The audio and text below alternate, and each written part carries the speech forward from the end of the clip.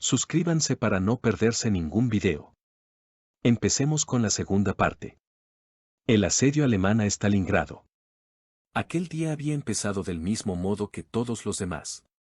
Los barrenderos arreaban nubes de polvo desde el centro de la plaza hacia la acera. Ancianas y niñas se disponían a hacer cola para comprar el pan. Los soñolientos cocineros de los comedores comunitarios, militares y de hospitales, movían con estruendo las ollas sobre unas cocinas frías, se acuclillaban y hurgaban en la ceniza tibia, esperando encontrar algún rescoldo para encender el primer cigarrillo de la mañana. Las moscas, que dormitaban en los puntos de la pared por donde pasaba el caño caliente de la estufa, levantaban el vuelo con pereza, molestas con los madrugadores cocineros que no les dejaban seguir disfrutando del calor. Tras abrir de par en par la ventana, una chica de pelo enmarañado miraba la mañana despejada, a ratos frunciendo el ceño, a ratos sonriendo, mientras se sujetaba el camisón a la altura del pecho. Unos obreros regresaban a casa después del turno de noche sin notar el fresco, todavía bajo el influjo del estruendo metálico de la fábrica. Los conductores de los camiones del ejército que habían pasado la noche en los patios de las casas se despertaban y bostezaban largamente, frotando sus cuerpos entumecidos. Los gatos, después de sus desmanes nocturnos, maullaban mansamente al pie de las puertas cerradas, suplicando que los dejaran entrar. Miles de personas que esperaban junto a la estación fluvial para cruzar el río se despertaban, masticaban pan, hacían resonar el hierro de sus teteras y palpaban sus bolsillos para cerciorarse de que no les habían robado el dinero, los documentos y las cartillas de racionamiento mientras dormían. Una vieja de rostro serio pasó camino del cementerio donde todos los domingos iba a visitar la tumba de su marido. Unos viejos pescadores, cargados con cañas y cestos, dirigían sus pasos hacia el Volga. En los hospitales las enfermeras se preparaban para cambiar las vendas a los heridos y vaciaban en la calle los cubos blancos que servían de orinales. El sol estaba cada vez más alto. Una mujer, ataviada con una bata azul, pegó en una pared un ejemplar del Stalingradskaya Pravda. Unos actores se encontraron junto a los leones de piedra amarilla que vigilaban la entrada del teatro municipal. Su risa estrepitosa llamaba la atención de los transeúntes. La taquillera del cine empezó a vender las entradas para la película El Camino Luminoso. Antes de entrar en la taquilla, se entretuvo hablando con una limpiadora, y le encargó que recogiera un recipiente que la acomodadora le había pedido prestado para llenarlo con su ración de aceite vegetal. La limpiadora y la taquillera censuraron al director del cine porque había retrasado el pago de los salarios y se había quedado con los 20 litros de leche de Malta que habían llevado a la cantina del cine para una matiné infantil, y así fue como aquella angustiada ciudad, que combinaba los rasgos de una vida pacífica con los de un campamento militar, volvió a respirar y a trabajar. Un maquinista de la central eléctrica de Stalingrado, tras masticar despacio un pedazo de pan, acercó el oído a una turbina para escuchar su zumbido regular. Su delgado rostro de ojos entornados expresaba serenidad y tensión a la vez. Una joven fundidora de metales, frunciendo el ceño, miraba a través de sus gafas de cobalto protectoras el torbellino blanco que recorría el interior de un horno Martin, luego se hizo a un lado. Se pasó la mano por la frente perlada con gotitas de sudor, sacó un espejo de mano redondo de un bolsillo de su mono de lona, se miró en él, sujetó un mechón de pelo claro que se había escapado por debajo de su pañuelo rojo manchado de hollín y rió, haciendo brillar sus ojos y dientes blancos, su rostro sombrío se despejó de repente. Un grupo de 10 operarios estaban instalando una pesada campana de protección en un extremo de la fábrica Octubre Rojo. Los músculos faciales de jóvenes y viejos reflejaban tensión. Cuando aquella pieza maciza, cediendo ante el esfuerzo coordinado de los operarios, ocupó por fin el lugar que le había sido asignado, se oyó el largo suspiro de alivio que aquella decena de hombres habían lanzado a la vez. Un gesto de satisfacción generalizada se dibujó en sus caras. Un viejo operario dijo al que estaba a su lado, «Ahora ya podemos fumar. Dame un poco de tu tabaco, que es más fuerte que el mío». Desde más allá del barranco Visnióvaya, cerca de la fábrica Octubre Rojo, se oyó una voz de mando, «La posición de fuego de la ametralladora se establecerá en el borde del barranco. Adelante». Entonces, entre unos arbustos, aparecieron las espaldas encorvadas de los milicianos que arrastraban una ametralladora hasta la posición indicada.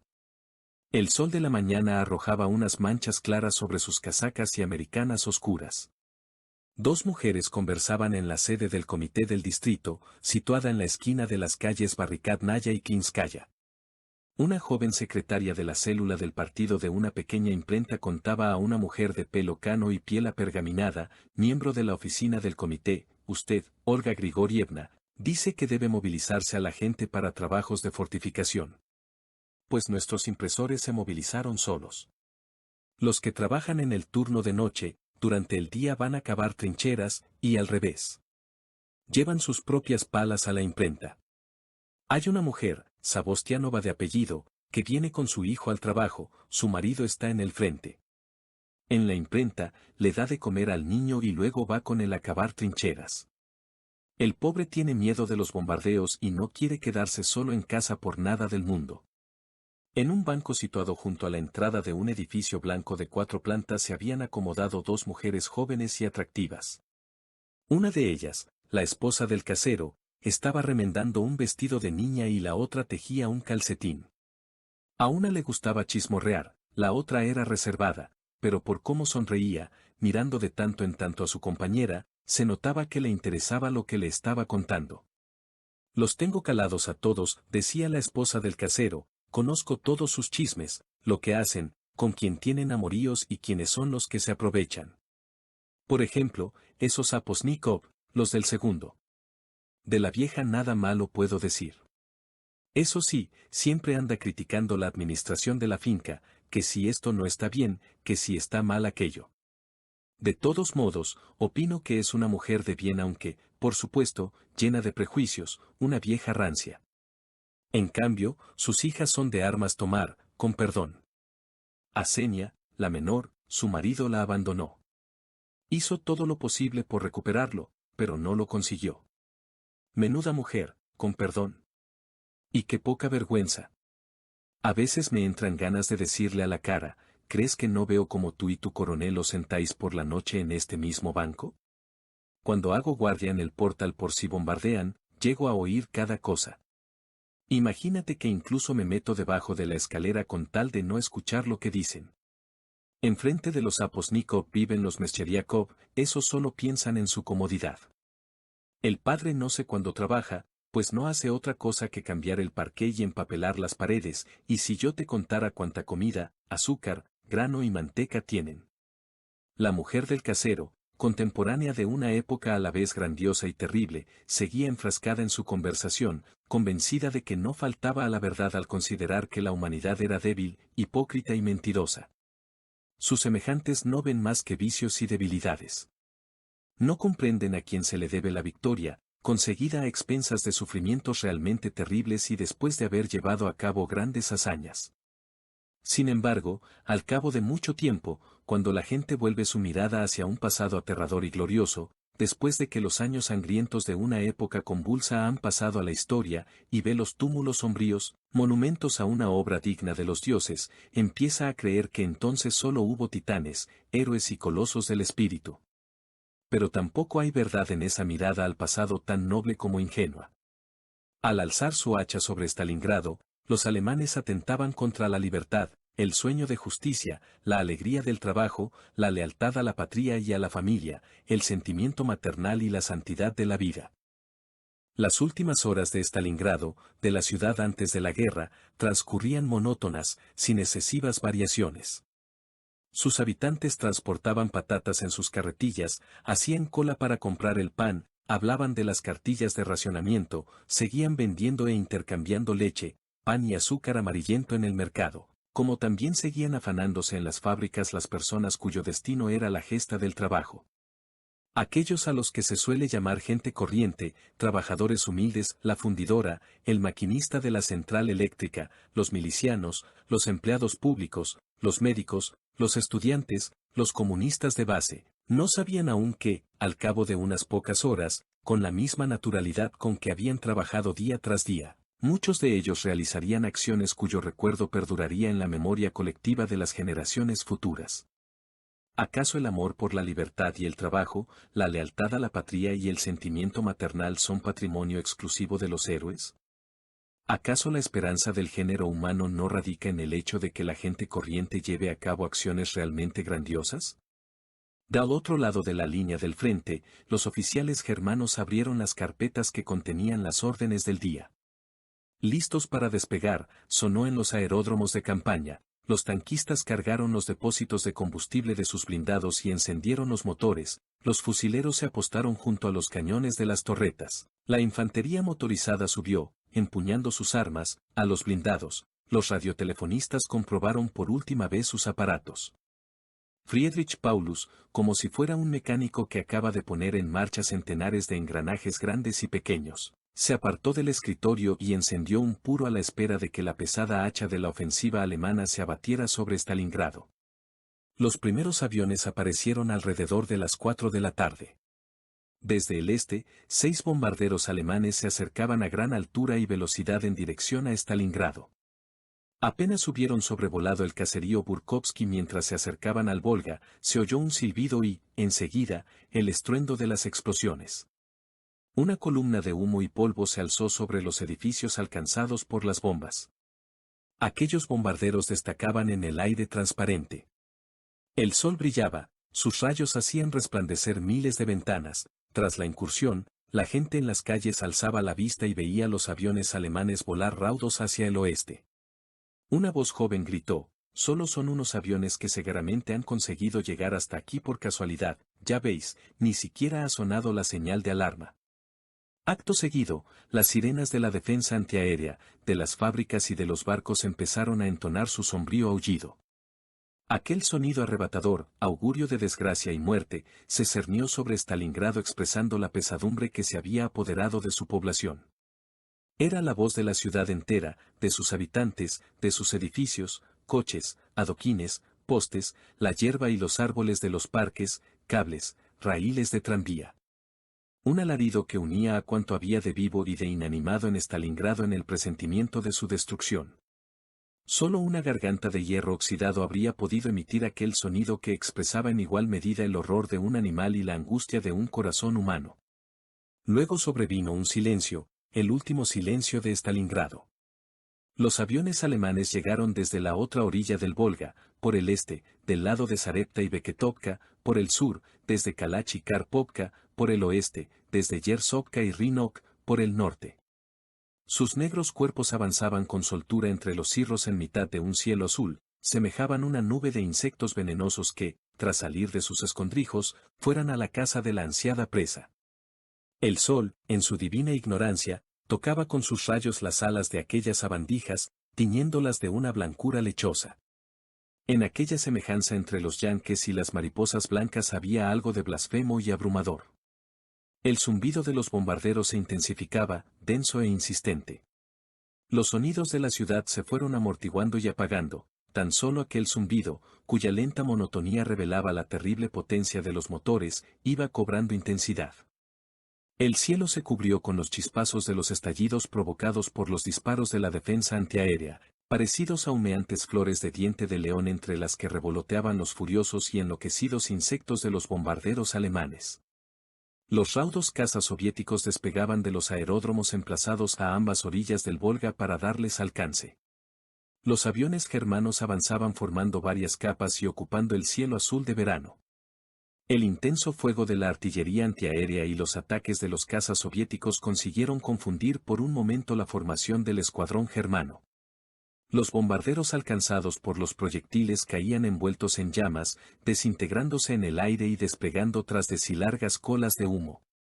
Los velámenes de los paracaídas germanos salpicaron la estepa. Sin embargo, el enemigo no cejaba en su intento de acercarse a Stalingrado. Una vez agrupados sobre la ciudad, los aviones de la Luftwaffe, procedentes de los 4 puntos cardinales, empezaron a descender. Parecía que el cielo de verano, corno cuando lo abarrotan oscuras nubes de lluvia, se combara bajo el peso de los explosivos que transportaban aquellas aeronaves. Un nuevo sonido se oyó sobre Stalingrado. Era el silbido agudo y penetrante con que centenares de bombas, lanzadas desde los yanques, cayeron sobre la ciudad. Aquel sonido, que duró apenas 3 o 4 segundos, caló hasta el fondo el alma de todo ser vivo. los corazones de los que iban a morir un instante después y de quienes sobrevivirían se encogieron, angustiados. Todo el mundo oyó aquel silbido cada vez más intenso, las mujeres que, tras abandonar las colas formadas para comprar comida, deshechas ya, corrían hacia sus casas al encuentro de sus hijos, los que habían tenido tiempo de refugiarse en sótanos profundos, protegidos del cielo por gruesos techos de piedra, los que se arrojaron al asfalto en medio de una calle o una plaza, los que apretaron sus cabezas contra el fondo de tierra seca de los refugios cavados en los parques, los heridos que en aquel momento se encontraban en un quirófano y los bebés que lloraban de hambre. Las bombas golpearon Stalingrado. Sus edificios se venían abajo del mismo modo en que caen muertas las personas, unos, esbeltos, se desplomaban, abatidos en el acto, otros, achaparrados, se sostenían por un tiempo en pie, tambaleándose, temblorosos y con el pecho destrozado, dejando al descubierto lo que hasta entonces había permanecido oculto detrás de las paredes, retratos, aparadores, mesillas, camas de matrimonio, tarros con granos, una patata a medio pelar sobre una mesa cubierta con un hule manchado de tinta. Las curvas de las cañerías, las vigas de hierro de los techos y los manojos de cables quedaron a la vista. Montones de ladrillos rojos, envueltos en nubes de polvo, se acumulaban sobre las calles. Miles de casas se cegaron, los cristales de sus ventanas se habían cubierto con las relucientes escamas de las esquirlas que los estallidos habían desprendido de las aceras. Su onda explosiva hizo que los gruesos cables del tendido eléctrico del tranvía cayeran con gran estruendo y que las lunas de los escaparates se escurrieran de sus marcos como si las hubiesen licuado. Los raíles se combaron y se desprendieron del pavimento. Por un capricho de la onda explosiva, un kiosco de contrachapado pintado de azul donde habían vendido gaseosa seguía intacto, lo mismo que una señal de hojalata en forma de flecha en la que se leía, cruce por aquí, y la endeble cabina telefónica que hacía brillar sus cristales. Todo aquello que desde siempre había permanecido inmutable, piedras y hierro se había puesto en movimiento, mientras que todo aquello a lo que el hombre había impreso la idea y la fuerza del movimiento, tranvías, coches, autobuses, locomotoras se había detenido. Luna espesa nube de polvo se levantó sobre la ciudad y se fue deslizando río abajo. Las llamas de los incendios provocados por las explosiones empezaron a avivarse. La enorme ciudad agonizaba en medio del humo, el fuego y el estruendo que sacudía el cielo, la tierra y el agua. Aquel cuadro era terrible, pero lo era aún más la mirada, que la muerte había nublado, de un niño de 6 años aplastado por una viga de hierro. Existe una fuerza capaz de reconstruir ciudades gigantescas a partir de sus cenizas, pero no hay nada en el mundo que pueda hacer que los ojos de un niño muerto alcen sus delicadas pestañas. Solo quienes se encontraban en la orilla izquierda del Volga, junto al caserío Burkovsky, en Verkhnaya Akhtuba, en Yami, en Tumak y en Tsiganskaya Zarya, pudieron contemplar la magnitud del incendio y valorar la inmensidad de la tragedia que se cernía sobre Stalingrado. Centenares de explosiones se habían fundido en un fragor monótono que hacía temblar la tierra también del otro lado del Volga. Las ventanas de las casuchas de madera tintinaban, el follaje de los robles se agitaba. Una niebla de partículas de cal envolvió, cual enorme sábana blanca, los altos edificios de la ciudad y el río, extendiéndose a lo largo de decenas de kilómetros y llegando hasta la central eléctrica, los astilleros, Beketovka y Krasnoarmeysk. Poco a poco, al mezclarse con el humo gris y amarillo de los incendios, aquella niebla fue perdiendo su blancura. Desde lejos se podía ver cómo las llamas que envolvían un edificio se unían a las que devoraban la casa contigua, y cómo ardían calles enteras, de modo que el fuego que las asolaba acababa formando una barrera en continuo movimiento. Por encima de ellas se erguían algunas columnas, altas como la torre de un campanario, rematadas con bolas de fuego que se inflaban formando una cúpula que coronaba aquella arquitectura ígnea. Su color, entre dorado y cobrizo, invitaba a pensar que una nueva ciudad de fuego se había levantado sobre Stalingrado. Las orillas del Volga humeaban. El combustible vertido de los depósitos destrozados por las bombas ardía y se deslizaba sobre la superficie del agua, convertido en hollín y en llamas. Mientras tanto, la nube de humo que envolvía la ciudad había crecido y, sacudida por los vientos de la estepa, se fue expandiendo por el cielo. Muchas semanas después continuaría flotando a lo largo de decenas de kilómetros alrededor de Stalingrado, ocultando el camino del sol hinchado y exangüe a través de una niebla blanquecina. Cuando empezó a oscurecer, muchos pudieron ver las llamas del incendio que arrasaba la ciudad, entre ellos un grupo de mujeres que se dirigían desde el sur a Raigorod, cargadas con costales de grano, los barqueros en Svetli Yar, unos viejos kazajos que viajaban en sus carros a Elton, y sus camellos, que se volvían para mirar en dirección al este, moviendo sus labios salivosos y estirando sus sucios cuellos de cisne, los pescadores en Dubovka y Gornaya Proleika, al norte de Stalingrado, los oficiales del Estado Mayor de Paulus que fumaban en silencio apostados en la ribera oeste del Don, contemplando una mancha clara y redonda que destellaba en el cielo oscuro de la ciudad. Fueron muchos los que divisaron las llamas de aquella noche. Pero aquel resplandor, la destrucción o el triunfo de quien anunciaba. Mientras, el telégrafo y la radio difundían la noticia del ataque decisivo que los alemanes habían lanzado contra Stalingrado.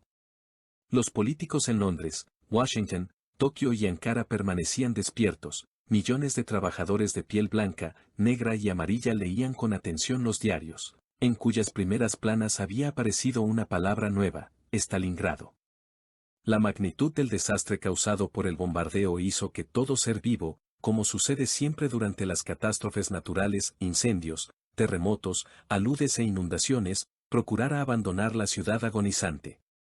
Los primeros en hacerlo fueron los pájaros. Las cornejas cruzaban a la orilla izquierda del Volga, volando en desbandada a ras del agua, se les adelantaban, desplazándose en grupos que ora se compactaban, ora se dispersaban, gorriones de plumaje gris. Al sentir el calor y los temblores del terreno, unas ratas grandes, que tal vez no hubieran abandonado sus recónditos escondrijos durante años, salían de los sótanos de los almacenes de comestibles y de los graneros del puerto. Cegadas, aturdidas y desorientadas, se agitaban durante unos instantes para reptar luego, llevadas por el instinto y arrastrando sus colas y gruesos traseros de color gris, hasta el río, donde subían a las gabarras y barcos semihundidos atracados junto a la orilla, trepando por tablas y maromas. Perros de mirada enloquecida se precipitaban pendiente abajo para arrojarse al Volga, huyendo del polvo y del fuego, y, una vez en el agua, nadaban hacia Krasnaya Slobodá y Tumac. Tan solo las palomas, unidas a sus moradas por una fuerza mayor que el instinto de supervivencia, revoloteaban alrededor de los edificios en llamas y, arrastradas por las corrientes de aire incandescente, perecían en el fuego. Bárbara Alexandrovna Andreyeva, junto con su nieto y su nuera, iba a abandonar Stalingrado el domingo. Natalia había logrado el permiso de Tokareva, la directora del orfanato, para que su suegra y su hijo pudieran embarcar con ella en la lancha asignada para la evacuación de los niños. El viernes, los Andreyev habían llevado su equipaje, compuesto de varios sacos y atillos en una carretilla para dejarlos junto con los paquetes, ya preparados para su transporte, del orfanato. La mañana del domingo Bárbara Alexandrovna llegó con su nieto al lugar acordado para el embarque. Se sentía cansada y abatida tras despedirse de su casa, de su jardín y de su marido, que se había marchado a la fábrica de madrugada. Antes de salir hacia el embarcadero, decenas de cosas se agolpaban en su mente, la leña que se guardaba bajo llave, pero cuyo candado no ofrecía ninguna seguridad, la casa, huérfana de vigilancia mientras su marido estuviera en la fábrica, los tomates del huerto que madurarían sin su supervisión, el manzano cargado de frutos aún verdes, que cualquiera podría robar. Las ropas que se iban a quedar a medio remendar, coser, lavar o planchar, los cupones de comida que ella aún no había canjeado por manteca y azúcar. Tampoco tenía claro que se iba a llevar consigo y que dejaría en casa, pues de pronto tanto la plancha como la picadora de carne, el tapete bordado del cabecero de su cama o un par de botas de fieltro viejas y remendadas le parecieron imprescindibles. Andreyev los había acompañado hasta la esquina. Antes de despedirse, Bárbara Alexandrovna le pidió que vigilara la casa y que no se olvidara de una decena de cosas más o menos importantes que ella había dejado a su cargo. Sin embargo, en el instante en que miró por última vez la espalda ancha y encorvada de su marido, la copa verde del manzano y el tejado gris de la casa, todas aquellas cosas que tanto la habían preocupado hasta entonces dejaron de ser relevantes. Un sentimiento semejante al miedo le reveló que su viejo compañero era la persona más cercana y entrañable que tenía en el mundo. Su marido se volvió por última vez para mirarla y desapareció detrás de la esquina. En el embarcadero, Bárbara Alexandrovna vio a centenares de personas, viejos de barba cana enfundados en abrigos de invierno, muchachas, madres con sus hijos en brazos. Parecía que lo único que quedaba de los rostros de las mujeres jóvenes eran sus brillantes ojos, de los cinturones de sus elegantes abrigos colgaban teteras y cantimploras, sus hijos eran niños pálidos y enclenques. Vio también a algunas quinceañeras, vestidas con pantalones para esquiar de color azul y pesadas botas, que cargaban en sus frágiles espaldas mochilas con bandas hechas de lona o, simplemente, de un pedazo de cuerda. Las viejas, sentadas en el suelo con las manos apoyadas en las rodillas, miraban como el agua oscura y aceitosa del río se llevaba lejos del embarcadero cáscaras de sandía hinchadas, peces muertos de ojos blancos, maderos podridos y hojas de papel grasiento. Cuando Bárbara Alexandrovna, desde su casa, veía a los refugiados preguntar dónde estaban los baños, el embarcadero, la oficina de racionamiento o el mercado, se irritaba a veces con ellos como si fueran los mensajeros de la desgracia, como si su inquietud hubiera contaminado la tierra que pisaban. Compartía la opinión de ciertas mujeres que, mientras hacían cola, decían de los refugiados, esos evacuados solo traen problemas, suya es la culpa de que los precios suban. Curiosamente, no fueron sino unos refugiados, esa gente sufrida, quienes reconfortaron a Bárbara Alexandrovna en su dolor, que parecía no tener consuelo. Todos ellos habían abandonado sus hogares, sus provisiones de leña y de patatas, sus estufas tan calientes, sus campos sin cegar y, en sus huertos, verduras sin